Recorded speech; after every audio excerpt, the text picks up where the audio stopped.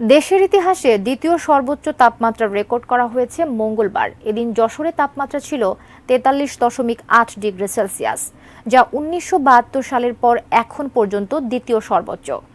একই দিন চলতি মৌসুমের সর্বোচ্চ তাপমাত্রা ৪৩.৭ ডিগ্রি সেলসিয়াস রেকর্ড করা হয় চুয়াডাঙ্গায়, যা ছিল যশোরের আগে রেকর্ড হওয়া মৌসুমের সর্বোচ্চ তাপমাত্রা।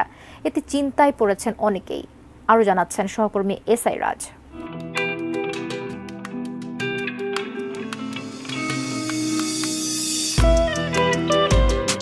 কয়েকদিন ধরেই তাপপ্রবাহ বইছে দেশের নানা অঞ্চলে। তীব্র দাবদাহে অতিষ্ঠ হয়ে উঠেছে জনজীবন। অনেক এলাকায় অতিরিক্ত গরমে হিট স্ট্রোকে মানুষের মৃত্যুর খবরও পাওয়া যাচ্ছে। এরই মধ্যে দেশের ইতিহাসে দ্বিতীয় সর্বোচ্চ তাপমাত্রা রেকর্ড করা হয়েছে।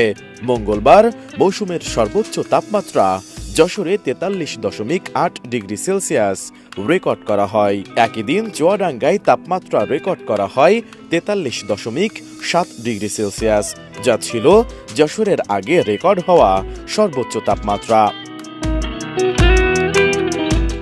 আবহাওয়া অফিস জানিয়েছে, এর আগে স্বাধীনতার পর ১৯৭২ সালের ১৮ মে রাজশাহীতে সর্বোচ্চ তাপমাত্রা ৪৫.১ ডিগ্রি সেলসিয়াস রেকর্ড করা হয়। তারও আগে দেশের ইতিহাসে দ্বিতীয় সর্বোচ্চ তাপমাত্রা রেকর্ড করা হয় ২০১৪ সালের ২১ মে চুয়াডাঙ্গায়। সে সময় জেলায় তাপমাত্রা ওঠে ৪৩.২ ডিগ্রি সেলসিয়াসে। মঙ্গলবার সেই তাপমাত্রার রেকর্ডও ছাড়ালো চুয়াডাঙ্গা ও যশোরে। গত সোমবারও দেশের সর্বোচ্চ তাপমাত্রা ছিল চুয়াডাঙ্গায় ৪৩ ডিগ্রি সেলসিয়াস। জেলায় মঙ্গলবার সকাল থেকেই ঝাঝালো রোদ দেখা যাচ্ছে। তীব্র তাপমাত্রার পাশাপাশি আছে লু হাওয়া। মানুষ অসুস্থ হয়ে পড়ছে। হাসপাতালে ডায়রিয়া ও নিউমোনিয়া রোগীর চাপ বেড়েছে।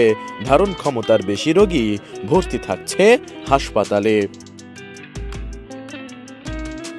স্থানীয়রা জানান, কয়েকদিনের গরমে রাস্তায় চলাফেরা করতেও কষ্ট হচ্ছে। ফ্যানের বাতাসও অনেক গরম। রাতের বেলায় ফ্যানের বাতাসেও শরীর ভিজে যাচ্ছে। এজন্য রাতেও ঘুমাতে পারছেন না তারা।